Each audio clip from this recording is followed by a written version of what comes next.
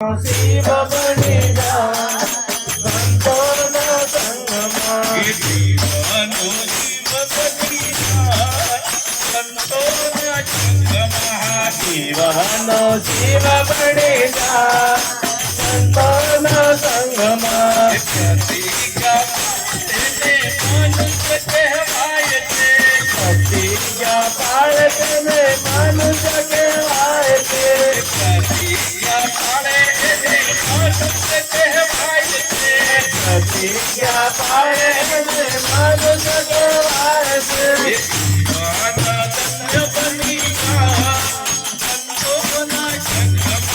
જીવના ધન્ય બની જા સંતોના સંગમાં જીવના ધન બની જા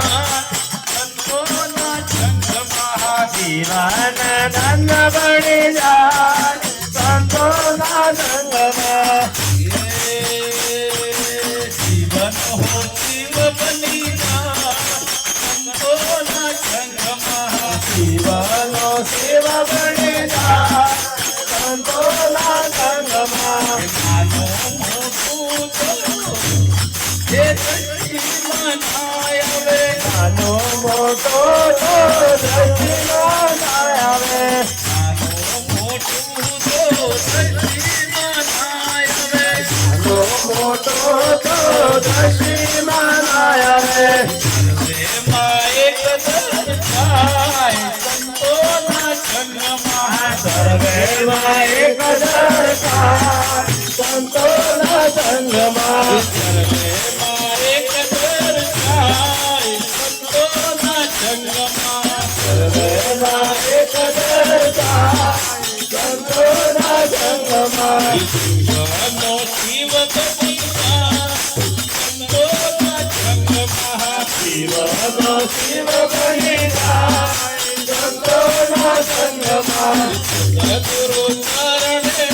સમર્પણ થાય છે સતગુરુ ચરણે સમર્પણ થાય છે સદગુરુ ચરણે સમર્પણ થાય છે સતગુરુ ચરણે સમર્પણ થાય છે એ આત્માની અનુભૂતિ થાય સંતોના સંગમાં આત્માને અનુભૂતિ થાય સંતોના સંગમાં એ આત્માની અનુભૂતિ થાય સંતોના સંગમાં આત્માને અનુભૂતિ થાય સંતોના સંગમાં હો શિવ બની જા સંતોના સંગમાં જીવનો શિવ બની જા સંતોના સંગમાં સ્વરૂપ ગુણથી મારા રહે છે અમર ગુણ તે મારા રહે છે સ્વરૂપ ગુણથી મારા રહે છે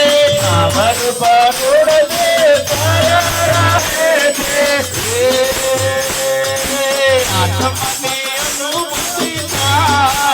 સંતોના સંગમાં આત્માને અનુભૂતિ થાય સંતોના સંગમાં કટોરે ઘટમાં બોલી રહ્યા છો કટોરે ઘટમાં બોલે રહ્યા છો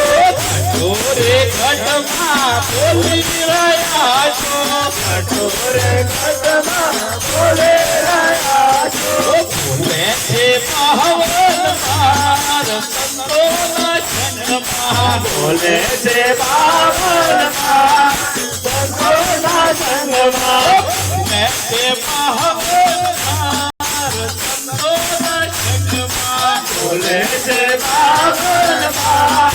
સંતોના સંગમાં નિત્ય નામને અખીર થાય છે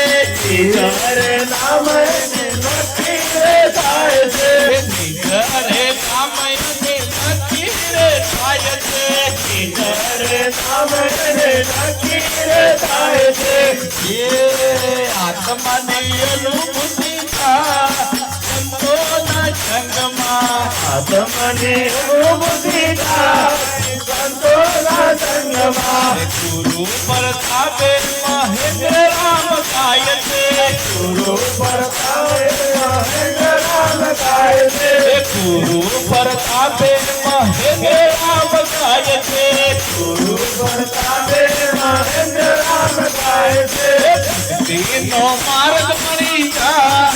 સંતોના સંગમાં તેનો માર્ગ મળી જા સંતોના સંગમાં સદગુરુ મહારાજ કી જય. પછી બીજી વાત, જેને જેને હૈયો મોકલો હોય ને એને જોઈ હવે વિકાસ છે ભાઈ, ખેતર હરાબર છે પણ જ્યાં પોણી આપતો હોય ને મોરે વિકાસ કાઢીને કોઈ કે પોણે નહીં કરતા હોય ભણાને દુર્દશા જોતી જો ભાઈ. કેમ કે જો હોય ગણો પણ વાપરે નહીં તો હું કોમ દઉં. અરે વાપરે તેનો આદો જ્ઞાન ની બળોતરી થાય. કંજૂસ હોય તેને કોઈ દિવસ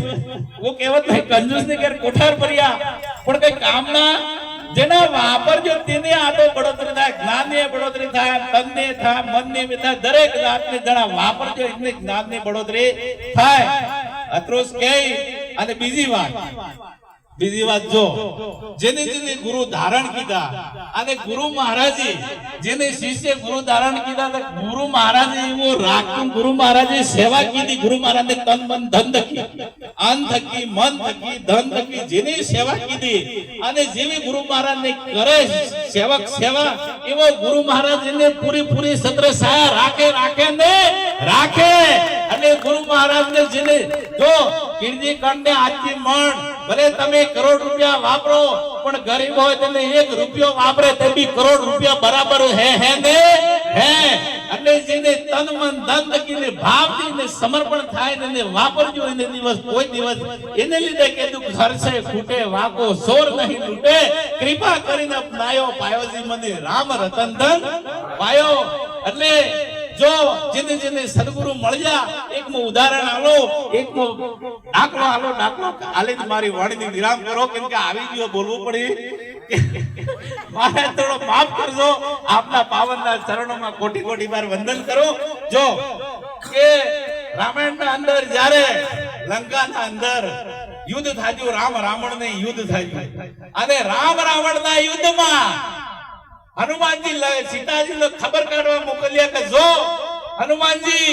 કે સીતાજી હું કરે અને ક્યાં એનો ખબર કરીને તમે લાવો. હનુમાનજી લંકાના અંદર ગયા અને જાવા બાદ રાવણની સેના આજે હતી ને એ સેના પૂરી તહસ નહસ કરી નાખી અને આ ઉપરવાળા ઝાડવતા નીચે કરી નાખ્યો, નીચે વાળા ઉપર કરી નાખ્યો. અને રાવણનો મંત્રી બોલવા લાગો કે ભાઈ રામનો એક શિષ્ય પૂરી લંકાની પથારી ફેરવી દીધી તો એનો ગુરુ કેવો હે રામ. એમ તમે ગુરુ ધારણ કરો તો સમર્પિત થઈ જજો અને ગુરુ ધારણ નહીં કરો તો સમર્પિત ના થતો કોઈ મેળ પડે એવો નહીં. એટલે આપણા ગુરુ દાદાનું નામ લગાવતા નહીં અને જેને જેને મળજો એના ભાવથી સ્વીકારજો અને અંતરાત્મા ઉતારજો અને મોરે વચ્ચો ખૂબ ધન્યવાદ. જય ગુરુ મહારાજ.